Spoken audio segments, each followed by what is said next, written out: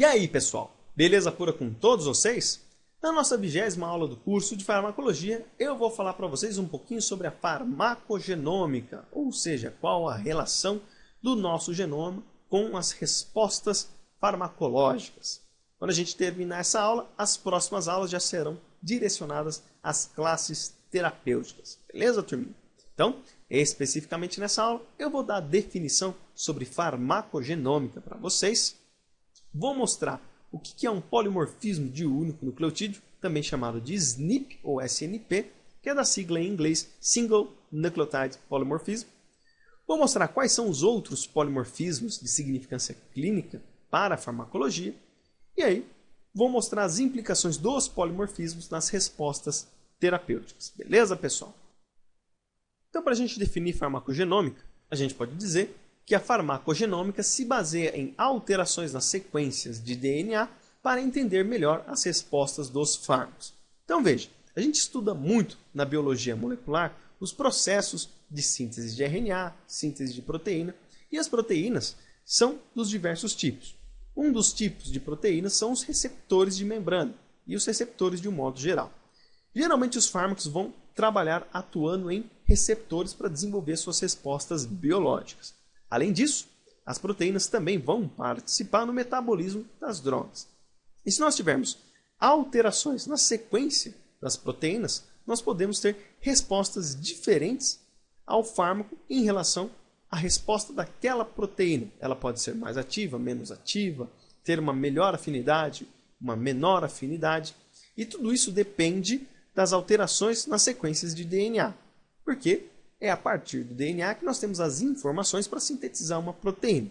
Então, para a gente entender melhor esse processo, vamos dar uma olhadinha um pouquinho no dogma da biologia celular. Então, o dogma consiste, a partir de um molde de DNA, nós somos capazes de sintetizar uma fita de RNA, a partir das informações aí do DNA. Esse RNA, por sua vez, se ele for do tipo RNA mensageiro, quando mesmo interage com ribossomos e RNAs transportadores, nós somos capazes de sintetizar aí uma proteína. Então, a informação passou do DNA para o RNA e do RNA para a proteína. Então, nós podemos ter algumas alterações ou modificações no DNA. A partir dessas modificações, nós podemos ter duas condições importantes. A primeira condição, por exemplo, é uma modificação na qual nós chamamos de não funcional. Ou seja, nós alteramos a sequência do DNA. Essa alteração da sequência do DNA não promoveu nenhuma alteração significativa em moléculas de RNA e de proteínas. Portanto, quando isso não acontece, essas mutações ou alterações são mutações sem efeito. Só a título de conhecimento, a nossa espécie é o que é por decorrência da sequência do nosso DNA de fita simples. As outras espécies também possuem as suas sequências específicas. Portanto, qualquer variação no DNA que promova alterações no RNA mensageiro pode promover alterações na proteína. Como eu falei para vocês aí, então, essa é uma alteração do tipo funcional. E essa alteração funcional, ela vai promover uma modificação no RNA sintetizado, se for num RNA mensageiro e numa porção que codifica para proteínas, dependendo desta alteração, pode alterar a função de uma proteína por alterar o aminoácido codificado. Beleza, pessoal? E aí a gente pode dizer que cada nucleotídeo de indivíduos diferentes difere entre si a cada 300 mil nucleotídeos, com um total de 10 milhões de substituições de nucleotídeos. Ou seja, se nós contarmos 300 nucleotídeos ou 1000 nucleotídeos, neste intervalo de nucleotídeos pode haver uma variação de um indivíduo para o outro. Dado as quantidades de bases que a nossa espécie possui, que é aproximadamente 3 bilhões de nucleotídeos em fita simples, nós podemos, aí, a partir de uma continha, chegar em um valor de 10 milhões de substituições de nucleotídeos entre diferentes indivíduos. E, muitas vezes, estas substituições podem acarretar em diferenças na atividade das mesmas proteínas em diferentes indivíduos. O que eu quero dizer com isso? Vamos supor uma enzima que vai trabalhar no metabolismo de um fármaco. Se esta enzima, em diferentes indivíduos, apresentar pequenas variações de sequências de aminoácidos, pode ser que estas variações acarretem em aumento ou diminuição da sua atividade metabólica. Então pode ser que um indivíduo tenha uma velocidade de metabolismo de um dado fármaco maior do que o outro, por decorrência dessas variações no DNA que interferiram aí nas respostas metabólicas por decorrência da alteração da estrutura das proteínas, certo? E aí também já se sabe que para os parâmetros farmacocinéticos, as alterações no perfil do metabolismo dependem muito mais de variantes genéticas do que ambientais, por decorrência de que é o sítio ativo que vai promover esta resposta metabólica. Se nós tivermos modificações de aminoácidos no sítio ativo de uma enzima, por exemplo, nós podemos alterar o metabolismo de uma droga. Isso pode ser demonstrado experimentalmente. Vamos dar uma olhadinha. Então vamos pegar aqui um experimento feito com a fenazona, que é um anti-inflamatório não esteroide, e verificou-se a meia-vida da fenazona em pares de gêmeos idênticos e a meia-vida da fenazona em pares de gêmeos fraternos, ou seja, gêmeos não idênticos. Não queria ver entre os irmãos se existia uma diferença de metabolismo, de velocidade de metabolismo aí da fenazona. E o que se notou? Que em pares de gêmeos idênticos há uma maior concordância no metabolismo desta droga. Ou seja, se nós pegarmos um par de irmãos gêmeos, nós iremos ver que eles vão metabolizar na mesma velocidade a fenazona, né? Existem pequenas variações, mas as variações são muito pequenas. A maior parte aí dos irmãos analisados nesse experimento, a velocidade de metabolização é praticamente a mesma, por decorrência de que a meia-vida da fenazona é quase igual em todos os irmãos idênticos aí. Agora, se nós analisarmos gêmeos fraternos, as variações de metabolismo aí é diferente, por decorrência de haver uma menor concordância aí desse metabolismo. Em alguns casos aqui, nós temos uma discrepância muito grande. Por exemplo, um dos irmãos tem um metabolismo muito mais lento do que o outro, apesar de serem gêmeos. O que vai diferir entre um grupo e outro? Os gêmeos idênticos, teoricamente, possuem as mesmas sequências de DNA. Então, as enzimas metabólicas aí de drogas destes irmãos gêmeos idênticos são idênticas também. O que nos leva a crer que as variações nas sequências das proteínas são muito mais importantes do que as variações ambientais que causem modulações aí de respostas aí metabólicas. Tanto é que você olha aí nos gêmeos fraternos, que possuem variações bem maiores nas sequências de nucleotídeos do que gêmeos idênticos, e nota que as variações de meia-vida da fenazona são bem diferentes entre os irmãos. Beleza, pessoal? Então isso denota para nós a importância aí da farmacogenômica, principalmente relacionado ao metabolismo das drogas. Ok? Vamos falar agora então dos polimorfismos. Entrando aí nos polimorfismos de único nucleotídeo, a gente pode dizer que os polimorfismos de um único nucleotídeo são polimorfismos, ou seja, variações que ocorrem em um único nucleotídeo em determinado ponto do genoma. Ou seja, da nossa sequência de DNA, existe uma localização específica, um ponto específico, que altera-se uma única base. Então nós temos uma população normal, essa população tem uma base X ali presente naquela posição, e existe uma outra fração de pessoas que tem uma base Y, diferente dessa base. E aí é sempre no mesmo lugar. E que, para ser considerado um SNP, isso deve ocorrer em mais de 1% de uma população estudada. Então, teoricamente, a nossa espécie ela é 99,999% semelhante. Essas pequenas variações aí de 0,001% pode acontecer exatamente em um ponto do genoma que codifique para uma proteína X. E esta variação, exatamente neste ponto, se ela estiver presente em mais de 1% de uma população estudada, e aí então nós podemos considerar isso um polimorfismo de único nucleotídeo que deve ser aí estabelecido na literatura, certo? E quando a gente analisa isso, nós temos alguns tipos de polimorfismos de único nucleotídeo que vão atuar em sequências codificantes. Então nós vamos apenas nos ater aos polimorfismos de único nucleotídeo que vão modificar sequências de RNAs mensageiros e a partir dessas modificações nós podemos ter ou não alterações funcionais em proteínas. Por exemplo, nós temos os polimorfismos chamados de não sinônimos, são os missense, polimorfismos sinônimos, sense, e não codificador chamado de nonsense. O que é cada um desses polimorfismos? Vamos começar aqui pelos não sinônimos chamados de missense.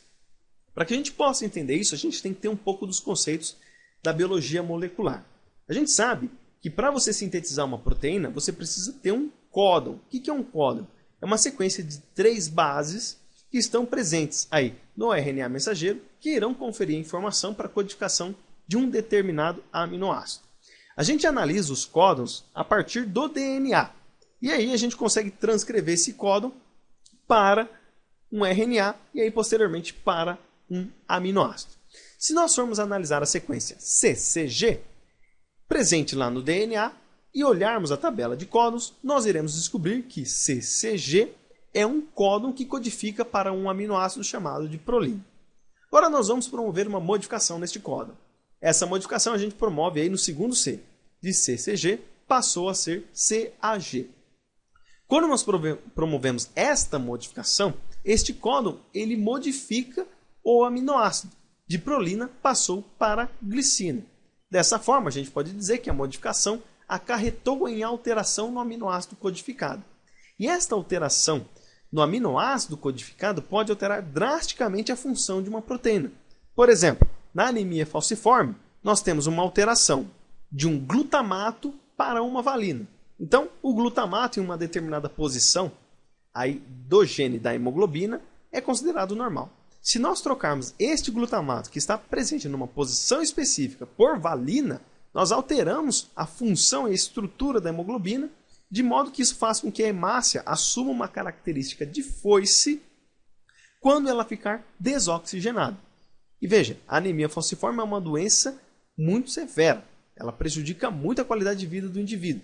E é por decorrência de uma alteração de apenas um único nucleotídeo. Ok? Agora falando do polimorfismo de único nucleotídeo, chamado de sinônimo ou sense, vamos pegar aqui novamente o códon da prolina. Okay? Desta vez, nós iremos fazer uma modificação no G deste códon. Então, de CCG passou para CCA. E aí você nota, se você analisar na tabela de códon, que CCA irá nos gerar também uma prolina. Por quê? Porque se você analisar, você vai ver que um aminoácido pode ter mais de um códon. Existem aminoácidos que possuem até 4 códons diferentes. E esta alteração, por mais que você tenha modificado aí uma guanina por uma adenina, você não acarretou nenhuma alteração no aminoácido codificado, porque estes 2 códons são capazes de codificar para uma prolina. E, na sequência proteica, a proteína em questão terá a mesma estrutura do que a estrutura codificada por um dos 2 códons. Então, 2 indivíduos. Um possui um códon CCG, o outro possui o códon CCA, de uma mesma proteína em um mesmo ponto, só que vai continuar sendo prolina nos 2 indivíduos aí nesta mesma região, porque ambos os códons codificam para o aminoácido prolina. Beleza, pessoal? Agora falando do não codificante, o nonsense, vamos pegar um outro códon, o AGA, que vai nos codificar para uma arginina. Se nós trocarmos este AGA por um TGA, se nós analisarmos na tabela de códons, o TGA, que vai ser transcrito como UGA, nós teremos um códon de parada. O que é um códon de parada? É um códon que dá um sinal para toda a maquinaria de síntese proteica parar a síntese daquela proteína naquele exato ponto. Então isso, né, pode acarretar em alteração na formação da proteína. Então vamos supor que este códon de parada, né, esse polimorfismo e a geração deste códon de parada esteja no meio da sequência de um RNA mensageiro. No meio da síntese da proteína, se a maquinaria ribossomal encontrar este códon, ela para com a síntese da proteína e libera ela no citoplasma. Isso pode ser muito ruim porque você vai ter a proteína formada de uma forma diferente. Ela não está completa. Então isso pode prejudicar muito as suas funções. Essa proteína ela passa a ser não funcional. Então, de todos os polimorfismos, o não codificante é um dos piores, porque ele, em muitas ocasiões, inutiliza completamente a função de uma proteína. Beleza, pessoal? E a gente pode dizer também que, em alguns casos, os SNPs podem ocorrer nas regiões promotoras e em introns, podendo interferir, respectivamente, na expressão gênica e maturação do RNA mensageiro. Quando a gente estuda na biologia molecular, a gente vê que regiões promotoras são regiões que estão antes do início do gene e que elas recrutam os fatores de transcrição. Se nós alterarmos aí uma base específica numa região promotora, isso pode aumentar a afinidade dos fatores de transcrição com essa região promotora ou podem diminuir essa afinidade, fazendo com que você aumente ou diminua a expressão gênica de um determinado gene. E no caso dos introns, né, na nossa espécie e nos eucariotos de um modo geral, o RNA mensageiro ele não é sintetizado de maneira madura, completa. Ele é sintetizado imaturo e posteriormente sofre modificações. Dentre essas modificações é a remoção dos introns.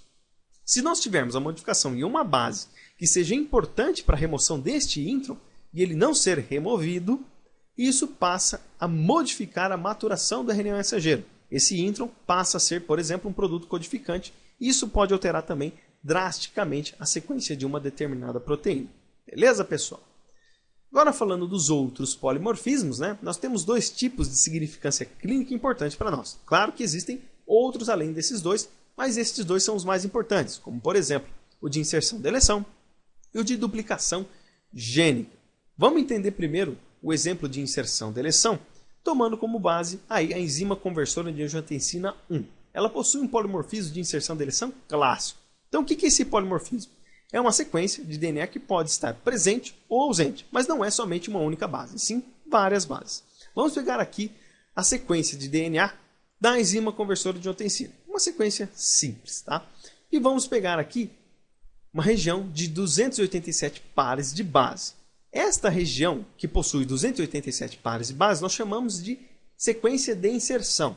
E ela está presente aí no intron 16. Como é uma sequência de inserção e deleção, nós podemos ter uma condição na qual existe a falta desta região de 287 pares de base, que nós vamos chamar de deleção. E aí ela pode acontecer aí das seguintes formas. Como existem dois cromossomos que vão codificar a enzima conversora de angiotensina, nós podemos ter indivíduos chamados de homozigotos, ou seja, a presença da inserção pode estar nos dois cromossomos ou a ausência da inserção pode estar nos dois cromossomos. Então nós podemos ter indivíduos inserção, inserção ou indivíduos deleção, deleção. Da mesma forma que nós podemos ter indivíduos heterozigotos, onde somente um dos cromossomos apresenta a sequência de inserção. E isso altera aí a produção da enzima conversora de angiotensina 1. Na ausência da inserção, ou seja, indivíduos que possuem a deleção, nós temos uma produção elevada da enzima conversora de angiotensina. A presença da inserção faz com que a produção desta enzima conversora seja diminuída. Ok? Agora, falando de um exemplo de duplicação, aqui nós temos uma região no cromossomo, né, que se duplica. E este material duplicado ele pode se duplicar mais de uma vez. Pode ficar 1, 2, 3, 4, 5 vezes, várias cópias dela. Em alguns casos, essa duplicação também pode alterar grandiosamente a função de uma determinada proteína. Por exemplo, nós temos esta enzima aí, a CYP2D6. Existem polimorfismos descritos desta enzima, na qual nós temos várias duplicações de um segmento dela. E aí, dependendo da condição de duplicação, ela pode perder a sua função. Beleza, pessoal? E aí, para a gente encerrar essa aula falando das implicações, a gente pode dizer que para a farmacologia são importantes os polimorfismos em enzimas metabolizadoras e proteínas alvos de fármacos. Por que eles são importantes? Porque eles podem alterar as respostas terapêuticas. Vamos dar uma olhadinha aqui em alguns exemplos. Por exemplo, para enzimas metabolizadoras. Neste caso aqui, nós estamos analisando uma enzima metabolizadora qualquer.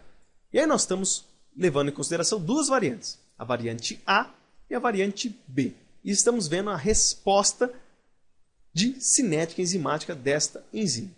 Nós temos aqui a forma comum, ou seja, ela se satura muito rápido, né? Porque a velocidade máxima dela é atingida rapidamente, então ela tem um km, que é a concentração necessária para se atingir metade da velocidade máxima de uma enzima bem baixo. Né? A gente estuda isso bastante na bioquímica, então ela chega numa resposta aqui bem rapidamente com baixas concentrações de substrato.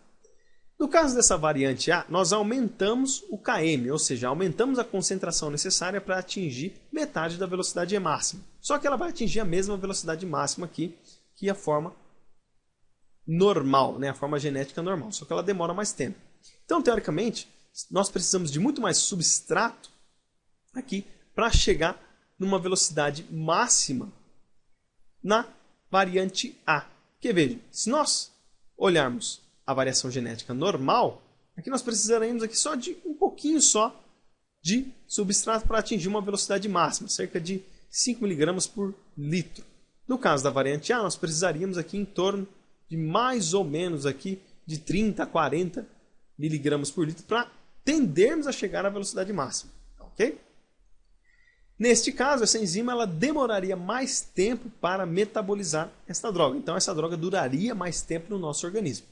E no caso aqui da variante B, né, a velocidade máxima dela foi alterada, sendo que ela reduziu praticamente 40 milimol por miligrama de proteína por minuto. Ou seja, nós não conseguimos metabolizar mais do que aproximadamente aqui 22 a 25 milimol do nosso substrato, né, por minuto. Tá? Isso quer dizer o quê? Que essa droga também vai permanecer mais tempo no nosso organismo. Só que, diferentemente da variante A, ela vai permanecer muito mais tempo porque a velocidade máxima dela reduziu drasticamente. Beleza, pessoal? E aí, um outro exemplo, né, para enzimas que vão participar de alvos de fármacos, proteínas de um modo geral. Aqui a gente está fazendo uma condição de reposição hormonal e a partir desta reposição hormonal nós temos uma resposta, né, de alterações na concentração de HDL. No caso da enzima que nós estamos analisando, é a HMG-CoA redutase. Então nós temos aqui uma condição normal, né, onde existe um sítio específico da HMG-CoA redutase que possui um C, ou seja, uma citosina aqui na sequência da HMG-CoA redutase. E essa citosina está presente aqui nos dois cromossomos. Quando a gente tem essa condição, o indivíduo é homozigoto, tá, ok? Com este C nesta posição específica, nós verificamos que uma terapia de reposição hormonal faz com que os níveis de HDL aumentem bastante nesta condição. Tá, ok? Qual o mecanismo disso? Não há descrição específica, mas sabe que quando há essa variação genética na HMG-CoA redutase e faz uma terapia de reposição hormonal, os níveis aqui de HDL e colesterol aumentam bastante. Agora, quando nós substituímos qualquer um destes C aqui por um T, né, pode ser indivíduos heterozigotos ou homozigotos com o T, nós vemos que a resposta de aumento dos níveis de HDL são diminuídas drasticamente. De 25% passou para 10%. De modo que indivíduos que apresentem estas variações têm problemas de terapias com reposição hormonal para aumentar os níveis de HDL. Então, nestes casos, as abordagens terapêuticas devem ser diferentes, para que você tenha sempre uma melhor resposta. Então, a gente conclui aqui com essa aula que as variações genéticas podem ter implicações importantíssimas nas respostas terapêuticas. E aí, sabendo essas variações, e quando há descrição na literatura que existem efeitos proeminentes com essas variações, nós podemos adequar as nossas terapias para fazer com que o indivíduo responda melhor a uma determinada terapia medicamentosa. Beleza, pessoal? Bom, essas foram as referências então que eu utilizei para essa aula. Espero que vocês tenham gostado. Se vocês gostaram, deixem o seu joinha e compartilhem esse vídeo, porque isso ajuda muito na divulgação do nosso material. E se vocês ainda não estão inscritos no nosso canal, clica aqui no botão se inscrever e participa lá do grupo e da página da Escola de Ciências da Vida no Facebook. E não esquece de participar do canal do YouTube e da página dos nossos queridos parceiros, o professor Rogério Gozzi, o Diego Barros do Medicina Resumida e o Carnamax do canal de Biociências. Como sempre, todas as informações estão aqui no descritivo deste vídeo. Beleza, pessoal? Então é isso aí. Forte abraço a todos, fiquem com Deus e até os próximos vídeos, se Deus quiser.